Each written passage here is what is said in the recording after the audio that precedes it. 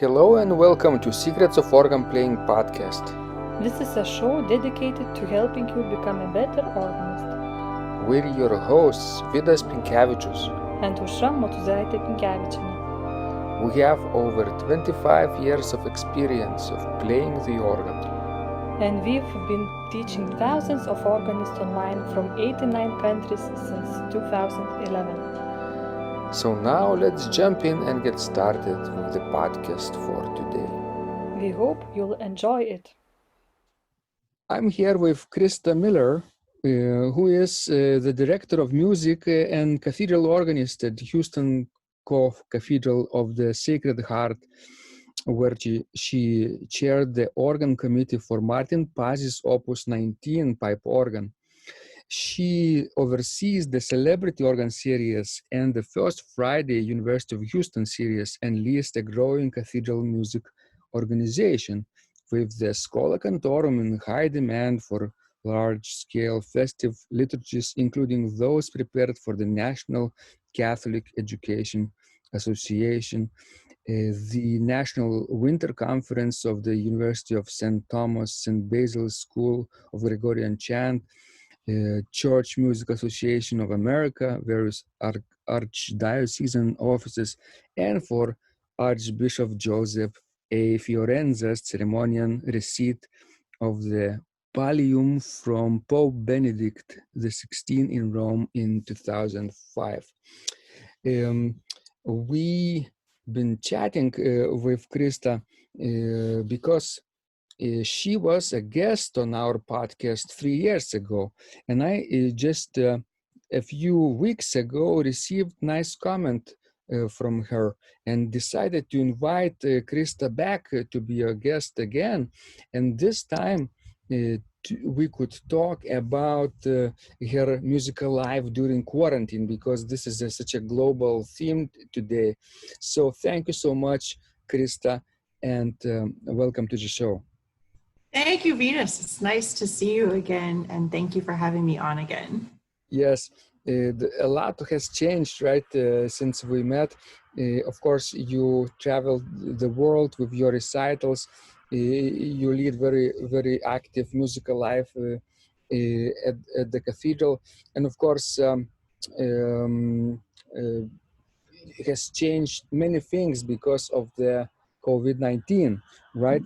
So, can you tell us a little bit, how are you adjusting to the new environment when you can't meet people physically, only online? Perhaps maybe your musical activities are limited this way too. You have something else to do, maybe online. We would be very interested to know for our global audience. I think many people are in this situation as well. So let's talk about that for starters. Okay. So, Crista, for starters, yes, how are you adjusting to this new environment? I feel in some ways everything has changed, of course, for everyone, but in some ways many things are the same. So for my case, we're still continuing at the church to do a lot of live streaming masses. I feel like the need for high quality music at Mass and the need to speak to a lot of different communities and the music that we make, that is still the same. What I think is, but the medium has changed so much. So I feel in some ways, of course, we have a number of musicians that come to us normally on a regular basis and sing and make music with us, and then a number of masses in different languages as well. And so now we're very streamlined into one mass a week, and trying to represent many different messages, say different things in this one mass. I have mainly just my full-time staff, so 2 singers are working with me regularly. And so I feel like we have this big responsibility to not only to reach different people, but we also know of musicians who aren't working or, who are not able to make music in public. And so it seems like whatever we program on a week-to-week basis, it just feels like it really needs to be even more excellent than ever. I've written a few things to our cathedral congregation talking about the experience of, for example, accompanying a hymn during a live stream, that one person is standing in front of them singing. And I feel like we are doing this on behalf of all of them. I've asked them, please to participate at home with their families in their domestic church. But, and we've talked a little bit about the theology of the organ. That with the many pipes, there's a theology around the symbolism of many people. Our organ is situated high in the church, so it's some theology of bridging the gap between heaven and earth. But especially the pipes. I've talked about how we have 5,499 pipes, and they're all of different shapes and sizes and sounds, and so that's supposed to sort of stand in for the congregation. So I just feel in some ways this enormous responsibility. How am I adjusting? I feel like some days maybe I meet the task, and then honestly some other days not so much. Like to go back and listen to your own recordings that were live. Sometimes wish that things went better than they did, or we did not have a broadcast ministry prior to this, and so and we're a large cathedral and we look really beautiful. So I think like the expectations are really high, like it should be as high a broadcast as what people see on the news. And we just, our assistant choir director, who's been really super helpful, he's the person cantering on camera most of the time, he's running the live stream also from an iPad. So, we have a lot of intellectual firepower, but we've never had funding for a broadcast ministry. So, those things, that is an adjustment. And I know everyone is having right now, like many challenges, right? So, and in some ways, on some days you can look at that and say, this is really fun. As organists, we are used to solving problems, right? Like that's kind of our training. And that's what you do day to day in your own practice, is that you're solving problems, you're being tenacious, you're saying, okay, this was fixed yesterday and today it's not working, so I have to revisit this. So in some ways, on a macro level now, life is exactly like what we face in the practice room. So, as far as adjustment, I don't know if anyone could honestly say they're 100% adjusted, So I think maybe we're also all learning patience. I'm not too good at patience, Vitas. So, Crista, just yesterday, I think I saw on the news in Lithuania a story about how Lithuanian churches are adjusting and also broadcasting and suddenly discovering entirely new audiences around the country. For example, yes. A small village church which would house maybe 100, 300 people on Sundays at the most, right? They look at the stats of their live streams. They see, like 6,000 people have viewed the Mass, and they discovered this as something really great. They can expand their reach suddenly, yes. Right? Besides other challenges, technological challenges, quality challenges, maybe data challenges. Yes, sometimes if you are in the middle of the woods, the connection is not good. But other than that, very obvious benefit is increased reach. Yes, so those of us who have been doing online work in the organ world, right? Before the crisis, before the global pandemics, we knew that expanding our audience is the way to go into the 21st century. Yes, but the majority of organists have not yet discovered this online presence fully yet. So I think this pandemic on one way is really facilitating this this progress in many ways, right? I agree with you. I think it's one of the reasons that I reached out to you a couple of days ago. I was thinking about how, this is I don't know how long you've had Secrets of Organ Playing podcast. Is it around 10 years? Just, I think 5 years now. Okay. And I was thinking about how, people like you who have delved into really global internet entrepreneurship really can maybe help everyone else at this time. I definitely think, one positive that comes out of this situation is that there are opportunities. You mentioned a larger reach than one's own village. This is something that I've really been thinking about. I mean, so I've run a Facebook page for the cathedral music for some time, about 10 years. And I know from the following there, when we post about different concerts or things, I know that there, is a global interest, particularly in our instrument. But one comment you just made about facilitating proceeding to the 21st century. This is something that I have noticed with our church leadership that, of course, the pandemic has kind of forced the issue. We must do something different, and we must pay attention to how we can reach people now, since the old ways are not possible. So I think, I definitely think this has the opportunity for broader reach. And perhaps, this is something as a cathedral that we did see in our in-person attendance. I mean, we're in the center of Houston. Houston's a very spread out city. I live in the center as well. So I could, in a radius of a circle, I could drive anywhere now in an hour and still be in Houston in almost any direction. So because we're centrally located, we have people that come to mass and religious services, but we also have a community of people who may belong to another church or no church at all, who regularly come to the cathedral for music events and community. So so I just think this is a real opportunity to expand that radius of the circle. And it has been interesting to see other people discover that and get on board and understand it in a new way. Yes, Crista, there is another side of the coin here for organist concert life, right?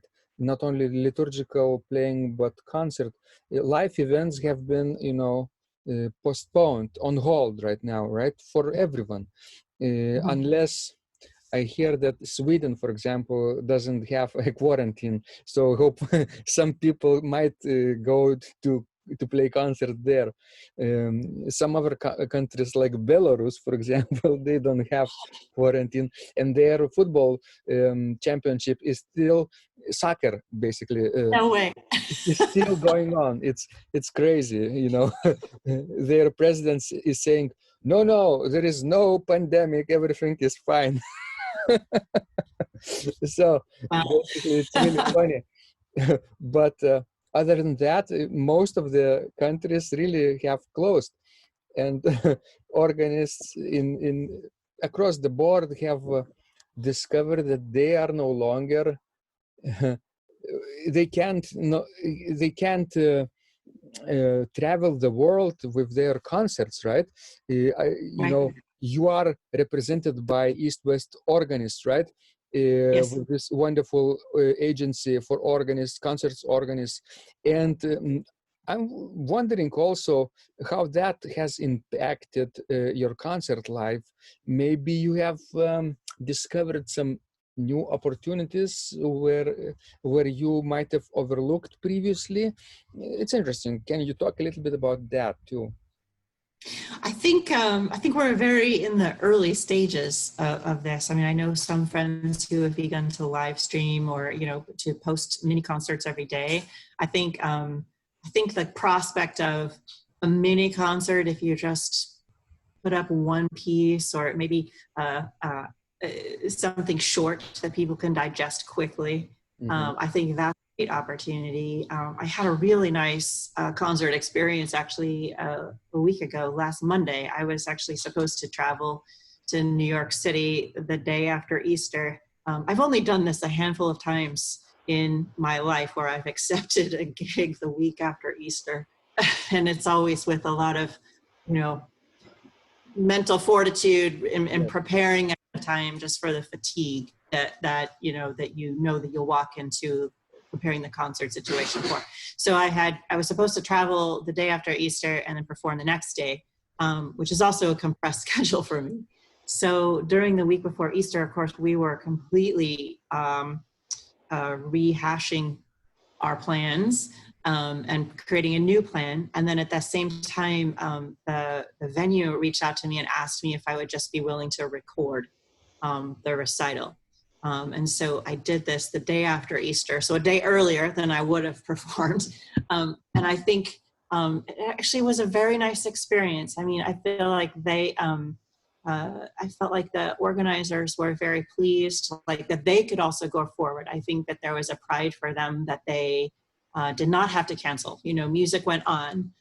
It was nice to be able to use that umbrella to help people experience the Pasi. I didn't get to hear the venue's organ, and I had been looking forward to that. But it was nice to kind of share and just to kind of have some camaraderie between Houston and New York City. I think, perhaps this is a nice, this is also a nice way to, for cities to band together and to virtually travel. So. Yes, everyone now has probably like a video studio in their pocket with the smartphone, right? And everyone had for a number of years with this new technology. Just not everyone had discovered that it was really possible to use it in our daily lives in a way that could expand our reach and grow our online presence in a professional way and so on. But with this global pandemic, I see a lot of musicians, not only organists, of course, live streaming constantly and just uploading videos if they're not live streaming. Basically, their online reach has expanded enormously, and this is a very, very good thing. But the other side of this coin is that if you want to play, you can play. If you want to sing, you can sing, right? Nobody is stopping anymore, except will there be people paying for this video or live stream, right? Yes. Yeah, I mean, in some ways it's a really exciting time because there's there are all these opportunities. I think that's definitely a question. I feel like, you and I are speaking about this at the very beginning, when there are just still so many unknowns. Yeah, that's a question I have as well. It's like, how will people, will it be difficult to make a living this way? One sort of optimistically hopes that if you provide a service, on one hand, people probably understand the value of music and community music, and artists look maybe perhaps more valuable to society than we did when we could take that for granted.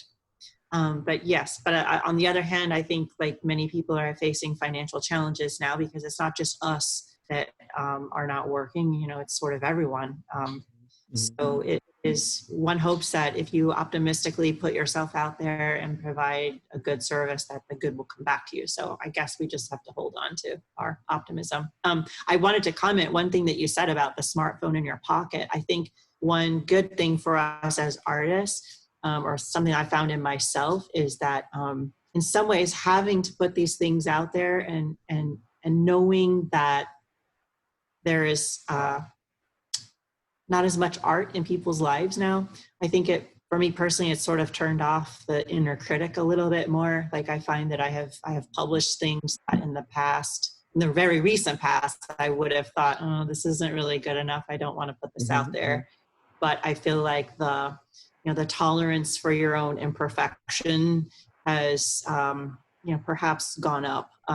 In the recording that I did for this recital, I actually chose not to use video. I chose to use a really good audio system instead, thinking that because there are so many things, well, number one, I knew I could do it more quickly. The day after Easter, and since it's very difficult in our cathedral because of urban noise to even now to make a recording during the day. It's the first time ever that I've made a recording in only quickly one day and during the day. But because of reduced security in general, I didn't want to be in the church overnight like I normally would do for a recording.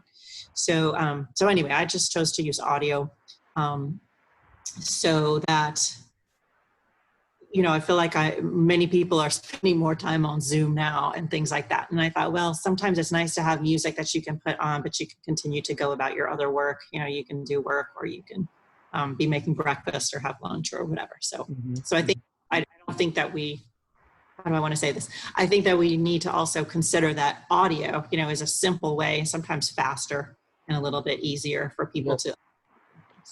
And for music, of course, audio is essential. And a lot of times it's even sufficient, right? If it's a really good audio, as you say, people can do in the background other things and not necessarily look at the screen.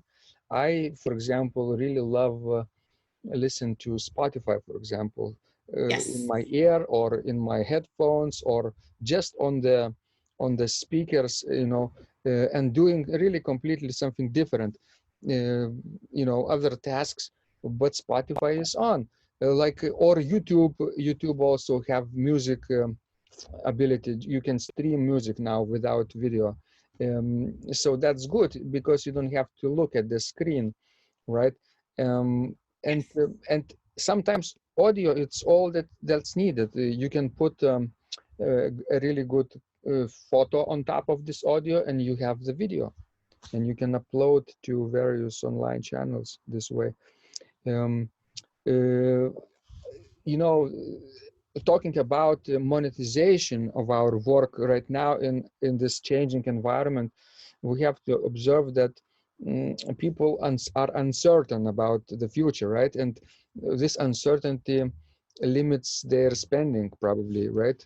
They want to save more than to spend because they don't know how much their savings can last, right? For example, they don't know if the government will support them. For example, in Lithuania, cultural environment, musicians, artists sometimes get support from the government, and but in this pandemic situation, this money has not yet reached us in Lithuania. So maybe in a few months it will reach. So people, will still have to eat something without being able to earn that money, and therefore they have to really save whatever they can. In Germany, for example, I've heard that some musicians have already received 5,000 euros in their bank account from the government.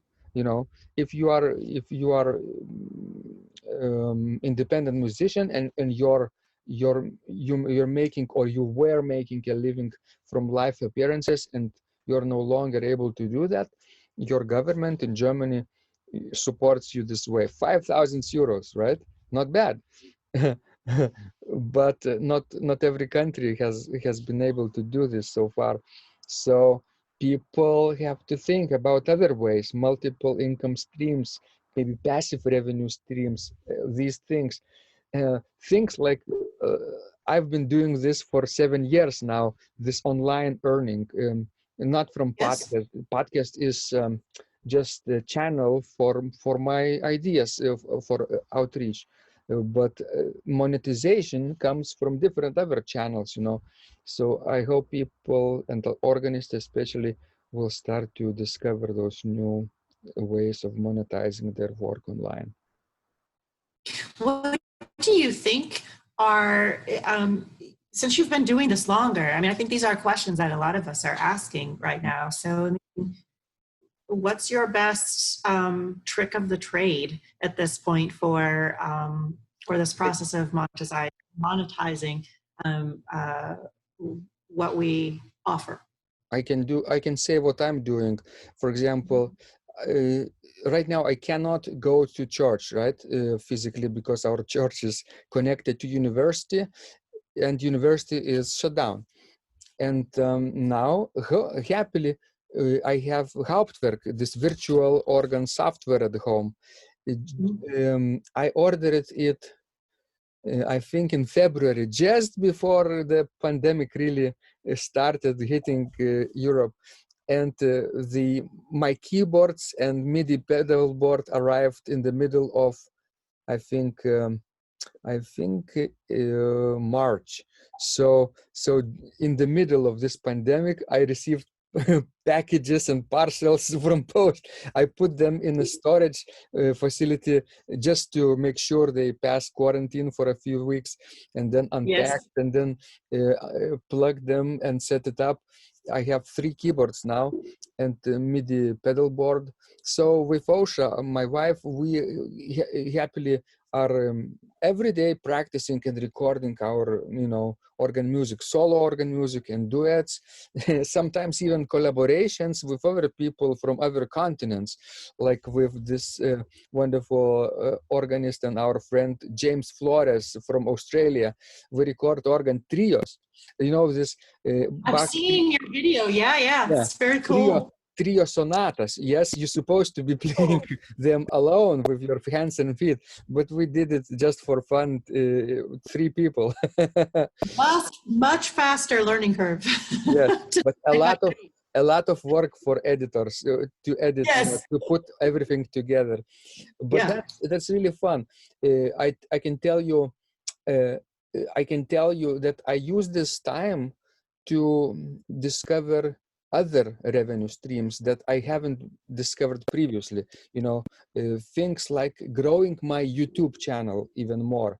I had been posting and uploading on YouTube for 11 years, since 2009, and in 2015 I gained the status of partner. If you have 1,000 subscribers now, you can get invited to be a partner, and partners can have a possibility to put ads on their videos and monetize. If people watch the ads, you get some percentage of that revenue. 55% actually goes to the authors of that video, and 45% goes to YouTube. Yes, so it's very little amount from each view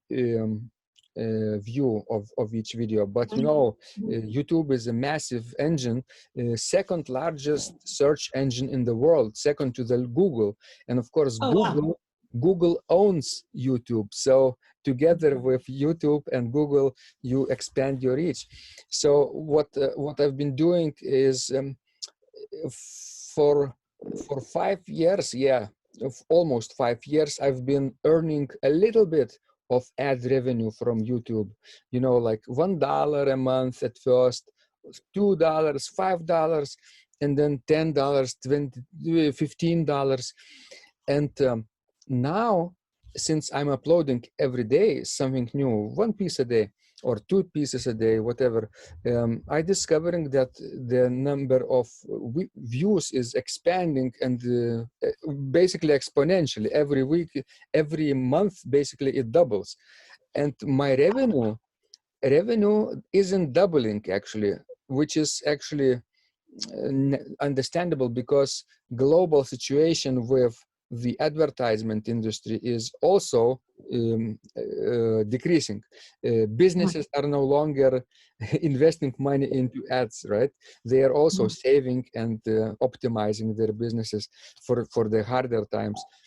But my revenue isn't shrinking on YouTube, because my viewership and subscribers are growing very fast, which is a good thing. So if this wasn't a pandemic situation, I think my revenue would really be skyrocketing right now. But in this crisis, it grows, but slowly, So that's what I advise for people who are interested into finding other revenue streams.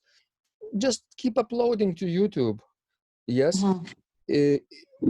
I see a lot of people are doing Facebook live streams why not do YouTube live streams? YouTube also has live streaming possibilities for I think approved channels. Even though if a new channel hasn't been approved for live streaming, you can still upload, you know, and share the same video. You can share on Facebook groups for Organist all over the place, and therefore you drive traffic to your you know YouTube channel. Facebook doesn't pay anything. Yes, only only YouTube does a little bit. Yes, other revenue stream is Spotify. This is just for audio. If you have a nice video, you can upload just the audio from that video to Spotify, but not directly. There is no self-service on Spotify. You have to go through distributors, to third parties, and they have different rules. I have been dealing with 3 companies and not necessarily very successfully, because the moment my revenues on Spotify have started to grow really significantly in December, last December, one company has shut me down and suddenly they say go find another distributor, because all they care is about new users, not maintaining the old you know users who are growing. So that was my relationship with previous, but now I found that the channel which pays me some percentage of the revenue from Spotify, and they're happy when I grow, and I'm happy too. You know, it's a win-win situation. So this is a good thing too, although a little bit tricky with Spotify for classical music, because basically formatting your tracks with titles and composers' names and artist names and track names is a little bit confusing. But if you're really careful and follow the rules, they have guidelines, I think you can make even more than from YouTube on Spotify. What else? What about Patreon? You know, this platform where you can have people donate to you, subscribe to your Patreon page, and I started doing this for a month now. It's a small, slow growth. You know, I have just a few subscribers, but I offer them, you know, like early access to my videos before people go to see them on YouTube or on Facebook or anywhere else. First of all, I share them with my Patreon supporters. You know, this is exclusivity is really nice for them. They get to see them first. What I can offer other benefits, like my CDs, for example, if they pay a certain amount, where the postage and mailing is still possible. You know, those 3 things, Spotify, YouTube, and Patreon, are, I think, the easiest way to do for everyone. As I say, people are not necessarily very eager to open their wallets now, but you have to gain trust very slowly and prepare for a better situation. Imagine if we, as a community, global community, suddenly came out of this pandemic happily, you know, and suddenly economy is starting to grow, right? And you are ready. Your YouTube channel has reached 1,000 subscribers. You are approved for partnership status, right? Your Patreon supporters have started to grow. Your Spotify tracks already are exploding, you know? So after this pandemic, you would be in a really great shape. I think this is opportunity right now for us, because we now have much more time. to do these things than before. We don't travel, we work from home most of the time, you know, it saves times. Although sometimes this online work really is very time consuming to get used to these tools. Yes, and at least at first. But after a few months you get used to it, maybe you can start working on your goals too.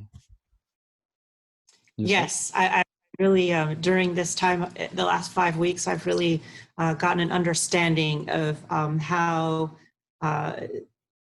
these media could really be a full-time job for someone. So yes. It's one thing that we've been doing, or, you know, you mentioned our Facebook pages. We've had, or I've had a church YouTube channel, Houston Co-Cathedral Music, for some time. We also have audio of ours on SoundCloud. It's Co-Cathedral Music there. And, you know, we've had these sort of passive repositories for our work, but, you know, there's a huge backlog. I literally have about 4 or 5 years of choral audio backlog that we record every week live in Mass, and for both our professional choir and our volunteer group, and our children's choirs. So as you mentioned, you know, it's just very time consuming. So unlike, we're a fairly small staff at the Co-Cathedral, so we don't have a technology person who does that every week. So it's very easy for me to record, but is in terms of audio editing and things, I've learned a lot in the last 5 weeks, and tried to put things on those channels. I'm actually glad to hear that you're saying these things, because I think, okay, well, you know, perhaps we're taking some steps in the right direction with YouTube and SoundCloud. I'll check out these other things as well. But yes, it's very time consuming. I mean, I know that in the because we have to do time cards at church, I know that the week of Easter, it was over an 80-hour week, because I felt like, okay, I'm doing, you know, many of our clients, as I call them, you know, like people from church and also the community folks that I mentioned, many of them are accustomed during Holy Week to come and hear a number of different programs. And so just preparing some very simple, I think for Good Friday, I put up about 2 hours of audio, which is less than what we would normally do live. But I mean, you know, just the learning curve and very simple edits, like cutting off crying babies at the beginning and end, you know, very simple things like that. It's very time consuming. And even now, you know, 5 weeks later, I'm a little bit faster, but yeah, I can see how it could easily be a full-time job to do those things. So you know, trying to figure out, you mentioned, back to your question at the beginning about adjusting, you know, just trying to figure out how to do these things and make them sustainable, to get your product out, and then also but also to still have time to adequately practice and handle the other responsibilities. Can I say something about adjusting too?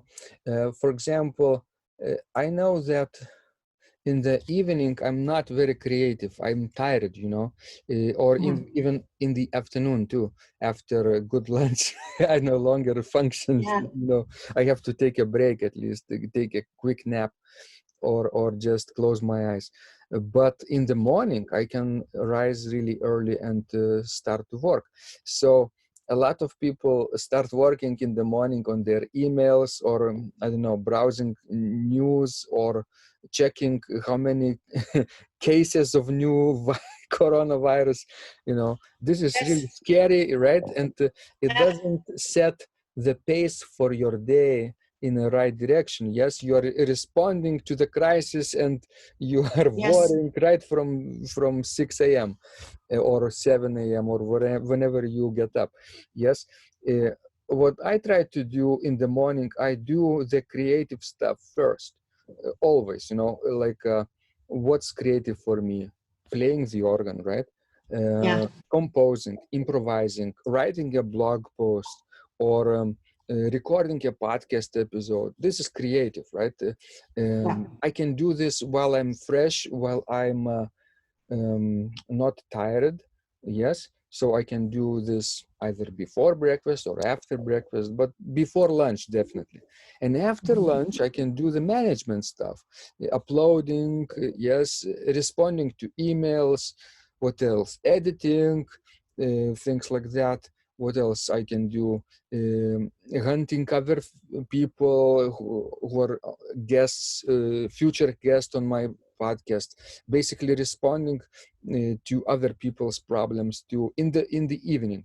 But in the morning, I tend to try to do the creative stuff. Not always works. Sometimes there is an emergency and you have to respond. But most of the time, if you if you put your phone away a little bit from your your bed, you don't reach it right away, then you're good. You're sort of focused and stable and solid in the morning, refreshed. You can go for a walk. It's still possible, right? Going for a walk with a mask, for example. Yes. On Osha and I, we go for a walk usually either in the morning or in the afternoon, but just to reach 10,000 steps to keep us, Yes. active. And this is a good number to reach and not necessarily very difficult. So this is really, I think, valid advice for most people who can walk. Not everyone is able to walk. They have to find another form of exercise without moving so much. Maybe doing some kind of yoga, yes, stretching in one place. That's possible too. Whatever works for people, this is good. But I think in the morning, this is the best time for creative work. I agree with you. I mean, I think I've always known that morning, like first thing in the day is the best time to practice, actually. So I'm not always very disciplined. So it's actually good to hear.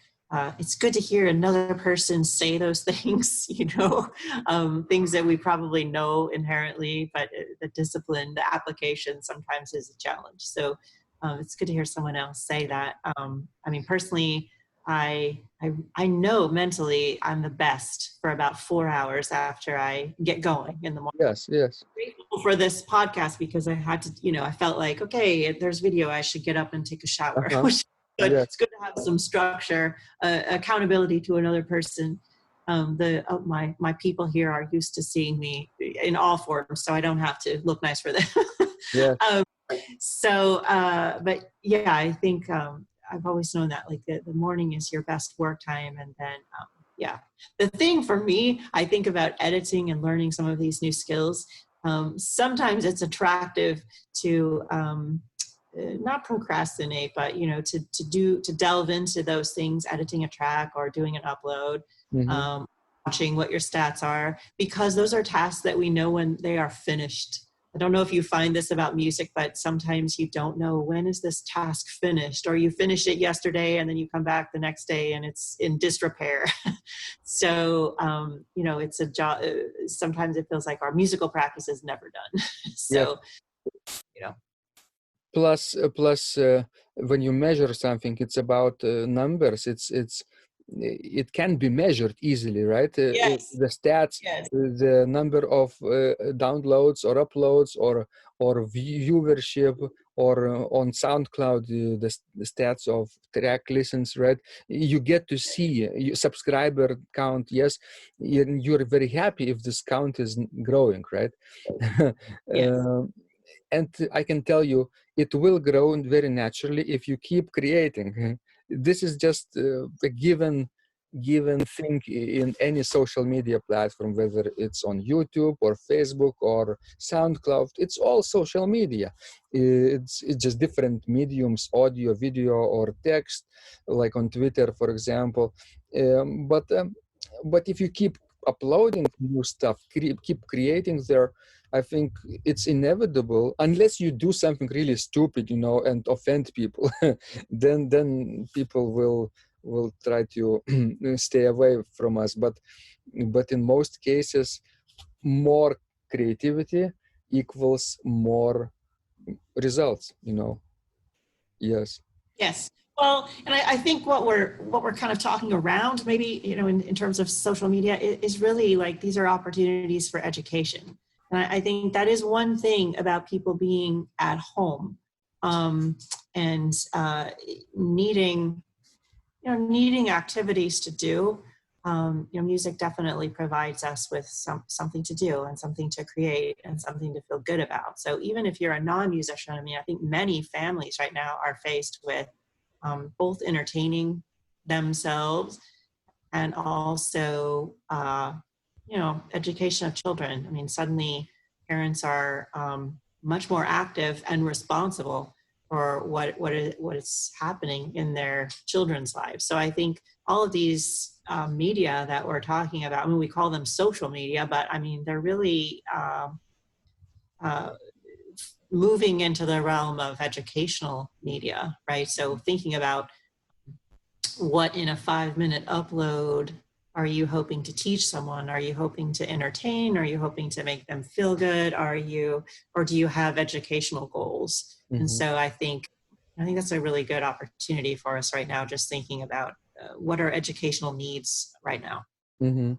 Actually, you're right when you're mentioning the word education, because with our every thing we do online or offline, we can do either one of those three things: educate, entertain, or inspire. You can do all three of them, you can do two of them, or just one. You can choose whatever direction you are going, either educational direction, teaching some skill, right? Or entertaining, doing some really funny stuff, either in pictures or in memes, right? Or in videos. Most of time in videos, I think funny stuff works, and memes as well. Inspire also works if you motivate people to take action in some way or another to help themselves to reach their goals, to enable them to act.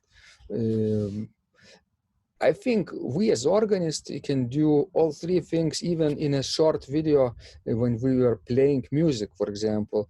This could be really entertaining to watch, right? And it could be also very educating to watch, because people see what you do. They maybe copy your registration, your ornamentation, your articulation, things like that. They try to learn from you, right? And they tend to be inspired by you also, not only directly by this video, but also from your general personality, from your general direction that you're doing work online. And they think, why Crista is doing this? Maybe I could do this too, maybe in a different field, maybe different medium, but if she succeeds, why can't I at least try, right? So this is also inspirational. I think right now is a very good time to do this and inspire people. I think musicians have a lot to offer society, actually, in this realm. Like, even if someone isn't interested in learning to play music themselves, they say that we are small muscle Olympians, right? So, and I think just the way people get inspired by sports figures, trying to make themselves better and trying to live a certain lifestyle. I mean, I think professional musicians or even hobbyist musicians, I mean, we do have a lifestyle, so I mentioned the word tenacity earlier. I mean, I think that there's something really tenacious about returning to, having the discipline to return to some task every day, and to invest time in a task. And if you think about learning a piece of music, no one can really play a piece when we start. It doesn't matter how talented you are, or I mean, unless you're just a super talent, and that's just so rare, right? Like, we all have to start with notes and start with some process to learn something. There's a piece that's hard for everybody, right? No matter how talented you are. So at the beginning of this process, you really can't do it.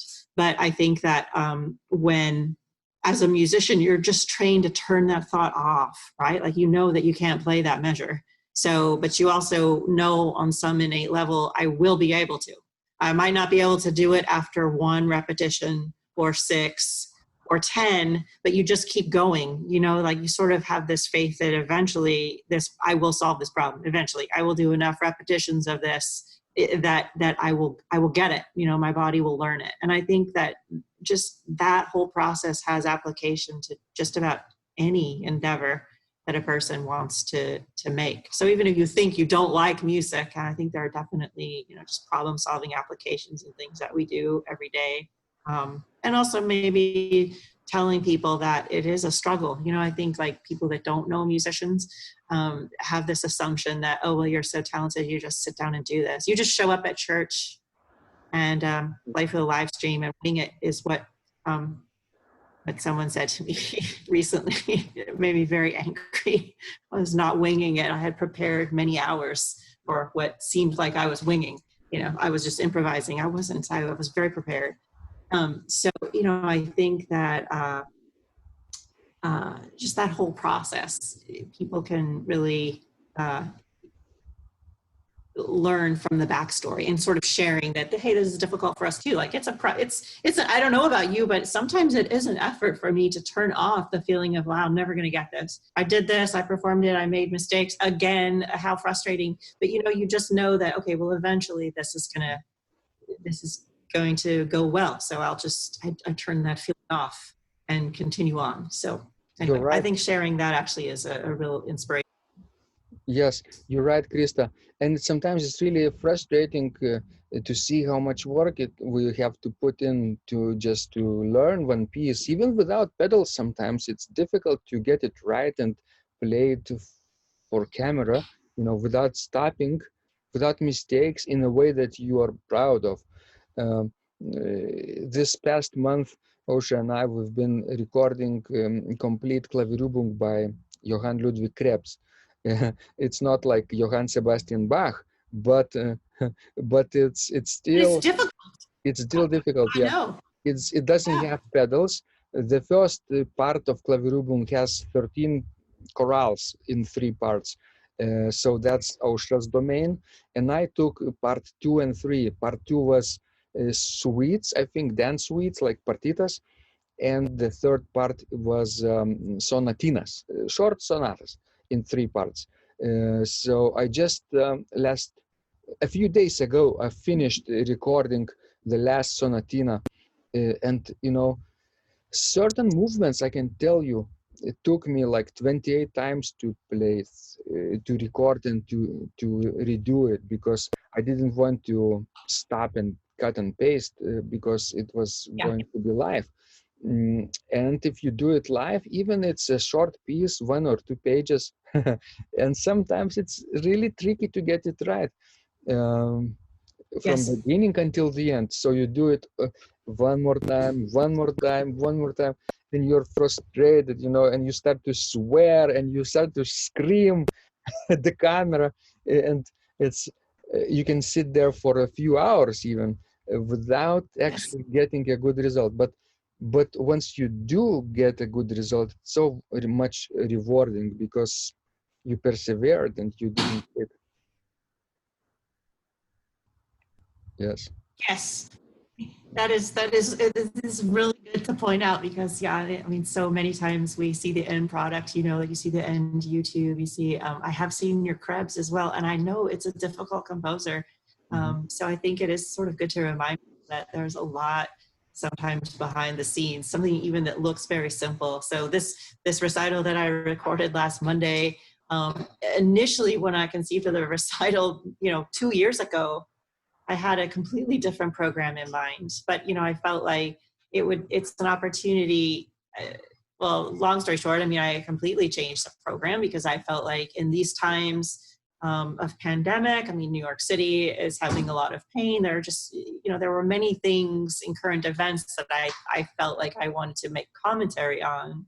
But yes, I mean, it took, I was really proud of myself because it only took about 7 hours of recording time, but it's the same as you know, if you're trying to do something from beginning to end to give a true representation of what the performance is. I don't really know how to edit and patch things in. I know that can be done, but I was like, oh, it would take me so long to take me less time to perform than it would be to learn this. Probably. So it will just go in perfectly, you know, like what I turned in, I know was very imperfect. But, you know, often I think in live performance, we also are a little more tolerant of, you know, the performer slipped a note or something. So I think it's kind of good to point out it is a process. I'm encouraged to hear that, you know, your number of 28 takes, because I can completely relate, you know, or in my case, I had put up signs in the church. The church is closed, but I had put up signs just in case, but someone still came in, and you know, it was like, oh, this was going well, and now there's like, you know, some random noise that shouldn't be here. You know, So, Krista, you mentioned recording and difficulty.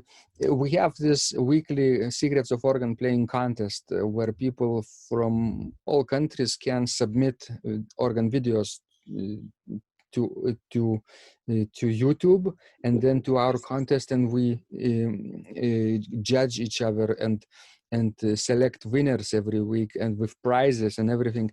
We've been doing this, I think, for almost 80 weeks, for almost, you know, over a year now. that is cool. Yeah. But you know what's fascinating, that I wrote about my 28 takes recently, a blog post, and said it was really frustrating. And one of my students, who is also weekly participating in this contest, says, "Oh, it's really good to know, because," she said, I am sometimes have to do 128 takes, not 28, but 128." And she It's still, like 7 times 70. but yeah, it's really crazy. But if you don't give up, you do it faster after 1 month, and after another month it takes less and less time. I think you get used to the camera. It doesn't scare you so much.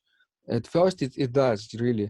At first I really prefer to record just audio and then put a picture on top, and then maybe even cut and paste things if I'm mistaken. And this is really fun and easy way to record. No stress at all. But then thought to myself, it's not really mastering the piece. I can cut and paste in 10 places. But then later started videotaping myself and recording live without stopping. And this has been really, really tricky sometimes. But now it's easier after a few weeks already. So I think there is hope.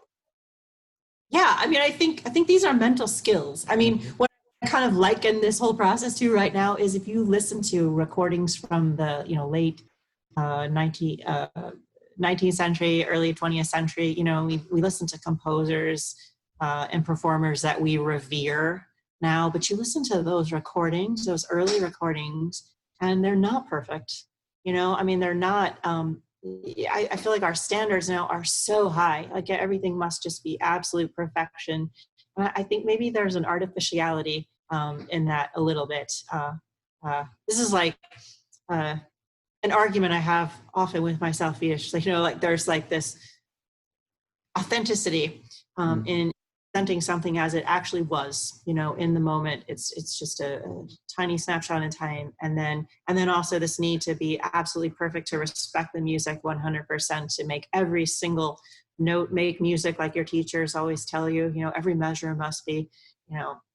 So, you know, it's always this like battle a little bit. But I mean, you're right. I think like the mental process of this, it is really you know, it's what Olympians face, right? You know, like when those skaters learn those 3-minute routines for 4 years, spending on a 3-minute routine, and then go out and still have the nerves, you know, in front of the audience, and still have to deliver a performance, and they still fall, right?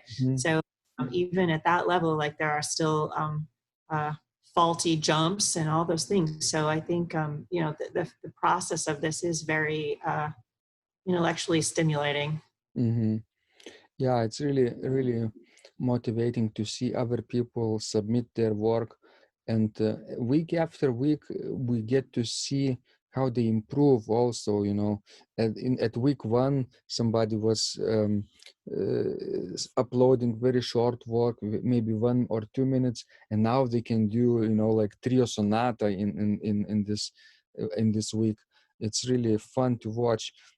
So we are growing together, and it's I think it's our opportunity to not be scared of challenges, but embrace challenges, and then overcome those challenges and get closer to our goals. You have set up a virtual masterclass, is what you described. Oh, really? Like that's actually quite brilliant. So yeah, it's literally a virtual masterclass because you've been through studio class, right? In your training, and we know that that's really valuable. But it's actually really great to hear. Thank you so much, Crista. It was such a fun time talking with you. Before we end, could you direct our listeners to some place online where they could find more about you and your work? Yes, you can find, to contact me professionally, you can find me at www.eastwestorganist.com. You can find more about my church work at www.sacredhearthouston.org. Our musicians also keep this website, www.Co-Cathedral.music.com. We have a lot of our community recital series and things there. So right now it's an archive, but we will be considering soon about how to reach out to our community further. I mentioned our YouTube channel, which is Houston Co-Cathedral Music. And we are at SoundCloud, Co-Cathedral Music. I also have a personal SoundCloud at Organist, is my tag. So that's a whole bunch of places. Yeah. I guess my next is to, during quarantine, is to streamline some of those things. Wonderful. I will put all those links into the description of our conversation so that people could literally click and to visit those places online and say hello to you, to support you. And I hope that people will at least get motivated to learn new skills like you've been learning with online streaming and online learning and broadcasting. It's really helpful for the future. Once we get out of this pandemic, those skills will still be with us, and we'll be completely different people after that. I can guarantee that. Of course, the world will be different afterwards also. So we have to prepare now for what's coming in the future. So thank you so much again, Crista. I wish you great luck in your creative endeavors, especially in the mornings when you have the most energy, right? And let's keep in touch. And it's really great to connect with you. Likewise, please do take care. Thank you for all the service that you give to the organist community. It's very nice to see you, and yeah, do take care of yourself. Growth is good. This is a period of growth, so it's nice to be growing together. This podcast is supported by Total Organist, the most comprehensive organ training program online. It has hundreds of courses, coaching, and practice materials for every area of organ playing. Thousands of instructional videos and PDFs. You will not find more value anywhere else online. Total Organist helps you to master any piece, perfect your technique, develop your sight reading skills, and improvise or compose your own music, and much, much more. Sign up and begin your training today at organduo.lt and click on Total Organist. And of course, you will get the first month free too. You can cancel anytime. If you like our organ music, you can also support us on Patreon and get free CDs. Find out more at patreon.com/secrets of organ playing.